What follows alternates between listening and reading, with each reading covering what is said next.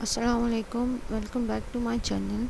In this lecture we are going to study permutations. Lecture start करने से पहले channel को सब्सक्राइब कर दें, वीडियो को लाइक कर दें और बेल आइकन दबा दें ताकि अगले जो वीडियोज आते रहें तो आपको साथ साथ उसकी नोटिफिकेशंस मिलते रहें। ठीक है, सो लेक्चर स्टार्ट करते हैं। परम्यूटेशंस पढ़ने हमने इस लेक्चर में, हमने लास्ट लेक्चर में कॉम्बिनेटोरिक्स पढ़ा था, उसी का पार्ट है ये। ठीक है, परम्यूटेशंस जो है बेसिकली क्या है, पॉसिबल वेज है जिसमें हम एक सेट को या उसको क्या कर सकते हैं, अरेंज कर सकते हैं, ऑर्डर कर सकते हैं। ठीक है, दैट इज़ परम्यूटेशंस। इस चैप्टर में हमने फैक्टोरियल के बारे में पढ़ना है कि फैक्टोरियल के बारे में पढ़ना है हमने, फैक्टोरियल के बारे में पढ़ना है, के सैम्पल के बारे में पढ़ना है और के परम्यूटेशंस के बारे में पढ़ना है। ठीक है, फैक्टोरियल के बारे में स्टार्ट करते हैं। Factorial of a positive integer. Factorial आपको पता होना चाहिए कि फैक्टोरियल का जो फंक्शन है वो नॉन नेगेटिव नंबर्स के लिए डिफाइंड है। ठीक है, उसमें नेगेटिव नंबर्स नहीं आ सकते। उसका फार्मूला क्या है, n factorial is equal to n into n minus one into n minus two up to 3 into 2 into 1। ठीक है, और ये भी है कि 0 फैक्टोरियल इज इक्वल्स टू 1, ये भी डिफाइंड है। अब रिमार्क क्या है, n factorial can be recursively defined as. अब एन फैक्टोरियल को रिकर्सिवली कैसे बता सकते हैं, बेस तो है 0 फैक्टोरियल इज इक्वल्स टू 1 और रिकर्जन का जो फार्मूला हमारे पास है वो है n factorial is equals to n into n factorial for each positive integer. ठीक हो गया, एक्सरसाइज देख लेते हैं, थोड़ा सा इसको प्रैक्टिस करते हैं कैसे करना है। यही वाला मेथड है, n factorial is equals to n into n minus one factorial. ठीक है, तो 7 फैक्टोरियल ओवर 5 फैक्टोरियल है, इसको देख लें 7 इंटू 6, इसको क्या कर दिया, ओपन कर दिया, n into n minus one करते गए। ठीक है, नीचे 5 फैक्टोरियल है तो वैसे तो इसको कैलकुलेटर से भी कर सकते हैं, आपके पास 42 आंसर आ जाएगा। बट अगर आपके पास कैलकुलेटर नहीं है तो बहुत ईजी मेथड है इसका। आपने क्या करना है, नीचे वाला 5 फैक्टोरियल हमने किसी तरह से कैंसिल करना है। ठीक है, तो n into n minus one factorial है तो हम क्या कर लेते हैं 7 इंटू 6 इंटू 5 फैक्टोरियल। ठीक है, और डिवाइडेड बाय 5 फैक्टोरियल आ जाएगा तो ये 5 फैक्टोरियल और 5 फैक्टोरियल कैंसिल हो जाएगा और हमारे पास 7 इंटू 6 रह जाएगा। ठीक है, -2 है। अब ये ट्रिक क्वेश्चन है, -2 का फैक्टोरियल जो है वो डिफाइंड नहीं है क्योंकि हमारे पास नॉन नेगेटिव इंटीजर्स के लिए फैक्टोरियल का फंक्शन डिफाइंड है। इसको आपने अगर एमसीक्यूज़ में या कहीं पे भी आ गया कि -2 या कोई भी नेगेटिव इंटीजर का फैक्टोरियल आपसे मांगे तो आपने वहाँ पे या तो ये करना है कि फंक्शन इज़ नॉट डिफाइंड या फिर इसी तरह से कोई जो ऑप्शन होगा वो लिखना है, कोई नंबर या कोई रिज़ल्ट नहीं देना। अच्छा, n+1 ओवर n फैक्टोरियल को अब हमने करना है तो इसको हम कैसे करेंगे, n+1। अब हमारे पास फार्मूला क्या होता है, n+1 into n minus one factorial. ठीक है, तो n+1 का n-1 क्या होगा, n+1 है। ठीक है, ये फैक्टोरियल है तो n+1, अब n-1 में क्या डाल दें, n+1 के साथ क्या आ जाएगा, -1 आ जाएगा और ये फैक्टोरियल हो गया। ठीक है, तो ये +1 और -1 कैंसिल हो गया तो ये क्या हो गया, n+1 इंटू एन फैक्टोरियल। ठीक है, एन फैक्टोरियल और नीचे डिवाइड में भी एन फैक्टोरियल है तो ये एन फैक्टोरियल और एन फैक्टोरियल कैंसिल हो जाएंगे और आंसर n+1 आ जाएगा। ठीक है, अब n-1 factorial over n+1 factorial है तो बहुत इजी है, इसको भी आप इसी मेथड से करेंगे जैसे हमने ऊपर वाला किया है। ठीक है, n-1 फैक्टोरियल हो जाएगा divide by n+1 into N. देखें यहाँ पे हमने -1 कर दिया तो क्या रह गया, n रह गया और फिर -1 हमने लगा दिया तो n-1 फैक्टोरियल हो गया, ये कैंसिल हो गए और ये हमारे पास आ गया 1 ओवर n+1 इंटू एन। ठीक है, या फिर 1 over n square plus n। Right in terms of factorial. अब ये नंबर्स हमें दिया, इसका फैक्टोरियल के टर्म में लिखना है तो ये हम क्या कर सकते हैं, 25 इंटू 24 इंटू 23 इंटू 22 हम इसको कर लेते हैं 21 फैक्टोरियल, दोनों के लास्ट में ऊपर भी लगा देते हैं और नीचे भी लगा देते हैं, जो दो कैंसिल हो जाएंगे तो हमारे पास क्या आ जाएगा, ये वाला फॉर्म आ सकती है। ठीक है, और अगर हम इसको इस तरह लिख लें कि 25 फैक्टोरियल ओवर 21 फैक्टोरियल, तो अगर 25 फैक्टोरियल को हम ओपन करेंगे तो ये वाला फॉर्म आ जाएगा, 21 और 21 कैंसिल हो सकते हैं। ठीक है, तो हमारे पास जो हमारा नंबर था या जो इक्वेशन थी पहले उस पर कोई असर नहीं पड़ेगा और हमने उसको फैक्टोरियल में भी बता दिया इन टर्म्स ऑफ फैक्टोरियल। अब ये देखें n into n-1 into n-2 into n-r+1 इसको फैक्टोरियल में बताना है। ठीक है, तो n-r+1 n ये देखें n minus r plus one का -1 क्या होगा, n इंटू क्या होता है, n into n minus one होता है ना, तो n हमारा ये सारा का सारा ये n है, ठीक है। तो n माइनस वन हमने किया तो क्या आ गया हमारे पास, n माइनस आर आ गया। तो हमने क्या कर दिया, ऊपर भी n माइनस आर से फैक्टोरियल से मल्टीप्लाई कर दिया और नीचे उसको डिवाइड भी कर दिया, ठीक है।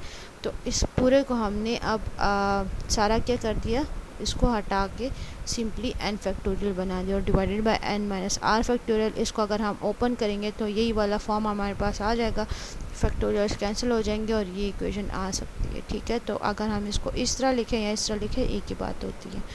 इसी तरह से ये वाला भी है, उसको देख लें, इसमें भी वही वाला मेथड इन्होंने क्या किया हुआ है, n इंटू नीचे ये जो सारा का सारा है इसकी जगह पे हमने r फैक्टोरियल लिख लिया, क्योंकि देखें फैक्टोरियल का ही फार्मूला है 1 into 2 into 3 into r minus 1 into r, ठीक है। तो इसकी जगह हमने r फैक्टोरियल लिख लिया और ऊपर जो है हमने क्या कर लिया, n minus r plus one है, तो वही हमने जैसे ऊपर किया था किससे मल्टीप्लाई कर दिया था, n माइनस आर फैक्टोरियल से कर दिया था, क्योंकि यहाँ पे देखिए मैंने आपको बताया कि हम इसको -1 करेंगे तो हमारे पास n माइनस आर आ जाएगा। तो ऊपर और नीचे हम n माइनस आर फैक्टोरियल से मल्टीप्लाई कर देंगे। अब यहाँ पे देखें ये फैक्टोरियल और स्टार्ट किधर से हो रहा है, n से हो रहा है, ठीक है। तो हम ये इसको ओपन किया था तो ओपन को हम वापस क्लोज कर देते हैं, तो ये हो जाएगा n factorial divided by r factorial into n minus r factorial, ठीक है। अच्छा, अब है काउंटिंग फार्मूलाज हम देखते हैं। अब set of from a given set of distinct elements one can choose k elements in different ways, number of selection elements varies according as elements में और may नॉट बी रिपीटेड। ये दो बातें आपने याद रखनी है कि या तो एलिमेंट्स जो है वो रिपीट होंगे या रिपीट नहीं होंगे, या तो ऑर्डर मैटर करेगा या नहीं मैटर करेगा, ठीक है।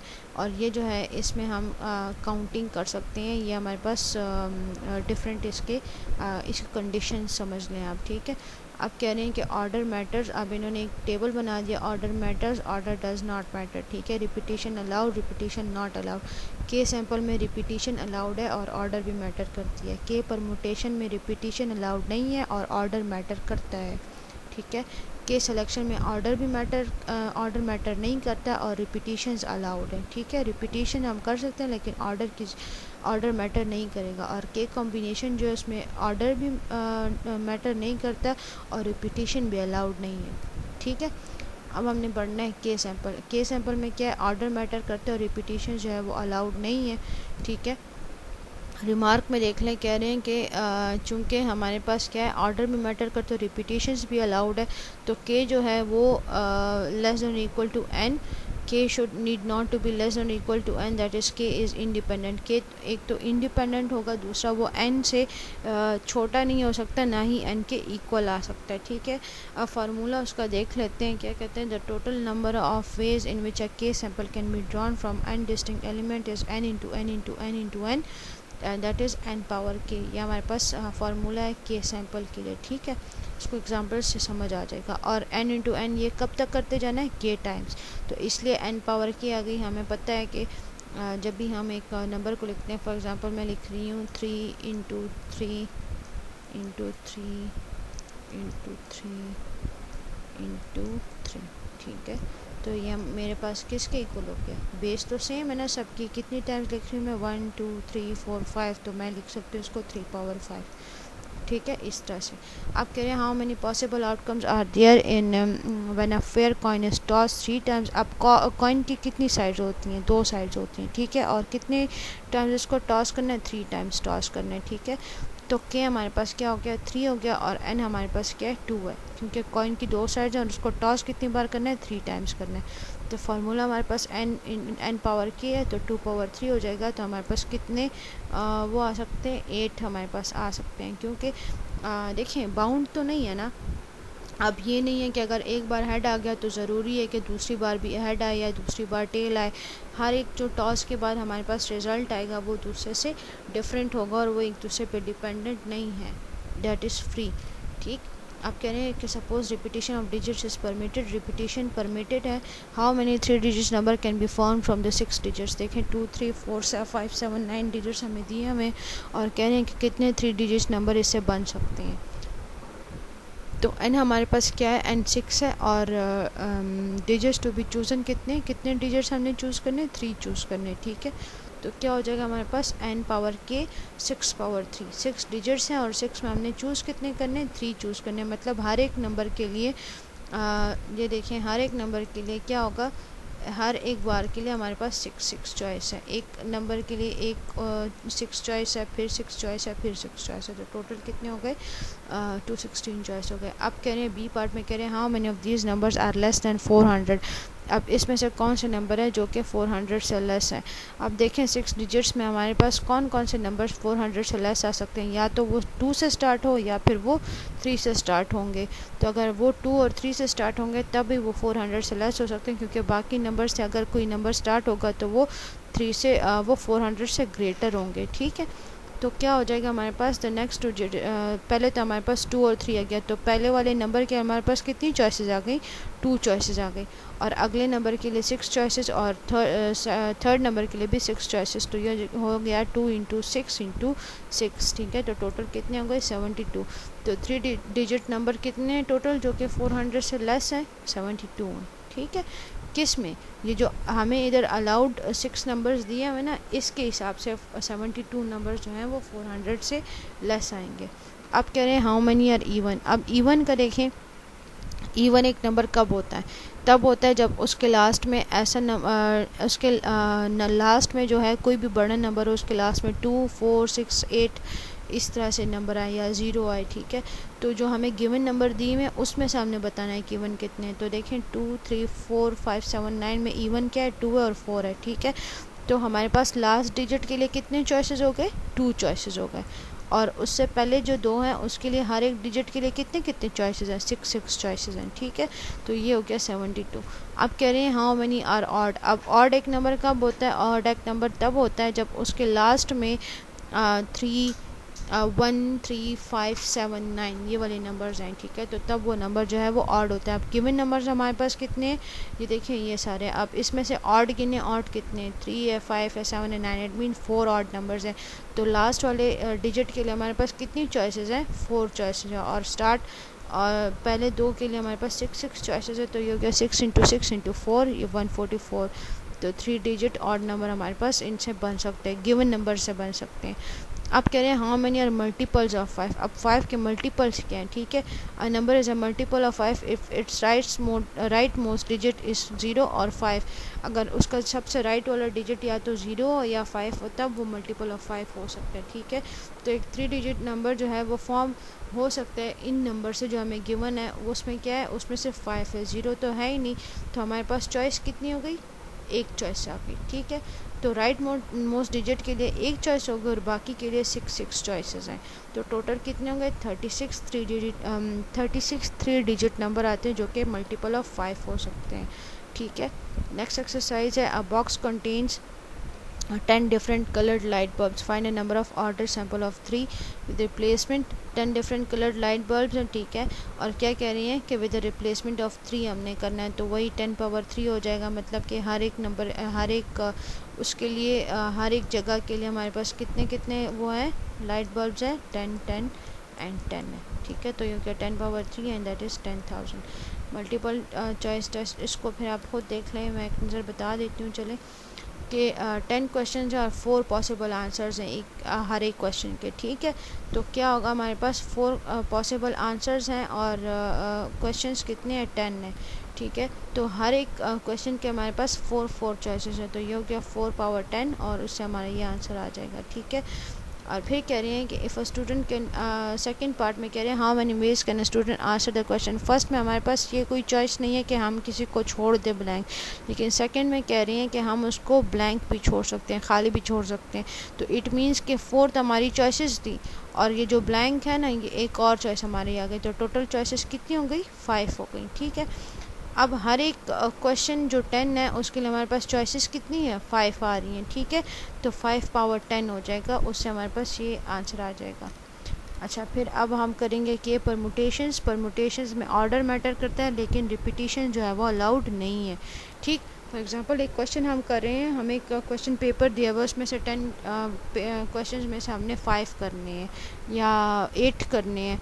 तो हम एक क्वेश्चन को बार बार नहीं कर सकते, उसमें रिपीटिशन अलाउड नहीं है। तो उस तरह की एग्जांपल यहाँ पे हम ले सकते हैं। A k permutation of a set of elements is selection of k elements from set of n elements such that order of elements matter। इस तरह से हमने लेना है कि ऑर्डर मैटर करे बट रिपीटिशन जो है वो अलाउड नहीं होती, ठीक है। और इसको डिनोट कैसे किया जाता है, या तो पी एन के से या फिर पी एन के इससे डिनोट किया जाता है। ये MCQs में आ सकता है, इसको याद रखना है, ठीक है। और स्पेशली ये जो रिमार्क्स है इसको भी याद रखना है, क्योंकि हम रिपीटिशन हमारे पास अलाउड नहीं है, तो के को या तो एन के इक्वल आना चाहिए या फिर एन से लेस होना चाहिए, ये आपने याद रखना है, ठीक है। अब number of permutation of a set with n elements means that all n elements are to be permuted such that k is equals to n, ठीक है। ये बात भी याद रखनी कि परम्यूटेशन ऑफ अ सेट जो है जिसमें n एलिमेंट्स हैं उसमें क्या होना चाहिए, k को n के इक्वल होना चाहिए।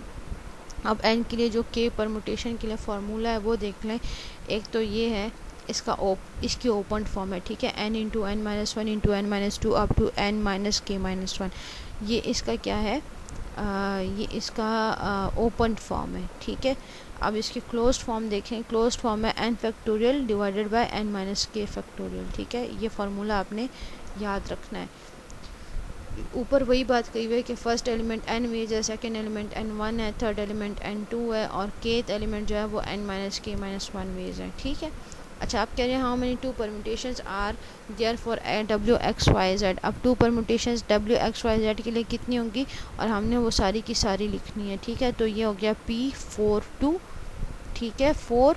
और परम्यूटेशंस हम कितनी बार कर सकते हैं, चॉइसेस 4 हैं, परम्यूटेशंस हम 2 बार कर सकते हैं, 2 दफ़ा रिपीट कर सकते हैं। तो ये हो गया p4 4 factorial over 4 minus 2 factorial. और उसको हम इस तरह सॉल्व कर लेंगे, इसको हमने ऊपर किया, ये 2 से कैंसिल हो जाएगा एंड 4 इंटू 3 12, हमारे पास 12 परम्यूटेशंस आ गई। ये देखिए, ये फिर उन्होंने बताई भी हुई है कि ये वाली परम्यूटेशंस आ सकती हैं। अब आगे कह रहे हैं कि हमने 8 और 3 p8 3 फाइंड करना है, p8 8 p8 1 and p6 8 find करना है। p8 3 कैसे फाइंड करेंगे, फार्मूला में नंबर्स पुट करें, 8 factorial over 8 minus 3 factorial. Formula क्या था हमारे पास, n factorial divided by n minus k factorial, ठीक है, n माइनस k फैक्टोरियल। तो ये n है, ठीक है, this is n and this is k, okay. इसी तरह से ये बाकी भी करने हैं। और अब कह रही हैं ये वाली एक्सरसाइज मैं करवा देती हूँ, find n if pn2 is equal to 72 and pn4 is equal to 42, ठीक है, pn2। अब pn2 फाइंड करते हैं इज इक्वल टू 72, तो pn2 को हम कैसे ओपन कर सकते हैं, इट मीन्स हमारे पास n है और n को कितनी दफ़ा हमारे पास परम्यूटेशंस कितनी 2 हैं, ठीक है। तो जो फार्मूला की ओपन फॉर्म हम लिखते हैं, ये जो हमने यहाँ पे देखी है, ठीक है। देखिए ये n 1 है, ये 2 है, ठीक है। n 3 होता तो हम यहाँ तक जाते। ये देखें यहाँ पे इन्होंने लिखा भी है, फर्स्ट एलिमेंट के लिए n वेज, सेकेंड एलिमेंट के लिए n माइनस 1, थर्ड एलिमेंट के लिए n माइनस 2, फोर्थ एलिमेंट के लिए n माइनस 3 हो जाएगा और इसी तरह चलता जाएगा। तो यहाँ पे हमारे पास एलिमेंट्स कितने हैं, 2 है, तो हमारे पास क्या हो जाएगा, ये n इंटू n माइनस 1, ठीक, इज इक्वल टू 72 आ जाएगा। इसको हम मल्टीप्लाई करें तो हो गया n square minus n is equal to 72। अब 72 को इक्वल की दूसरी साइड पे लेंगे तो माइनस 72 हो जाएगा। अब यहाँ पे हमने फैक्टराइजेशन करनी है, माइनस n को हम माइनस 9n और प्लस 8n लिख लेंगे। फैक्टराइजेशन करेंगे तो हमारे पास आ गया n plus 8 and n minus 9। तो n इज इक्वल्स टू 9 भी हो सकता है and n is equals to minus 8। चूँकि हमें पता है कि फैक्टोरियल का फंक्शन और यहाँ पे हमने फैक्टोरियल के नंबर फाइंड करना है, तो वो तो नेगेटिव नहीं हो सकता, नेगेटिव नहीं हो सकता, ठीक है, क्योंकि नेगेटिव के लिए फंक्शन डिफाइंड ही नहीं है। तो n क्या है हमारे पास आ गया 9।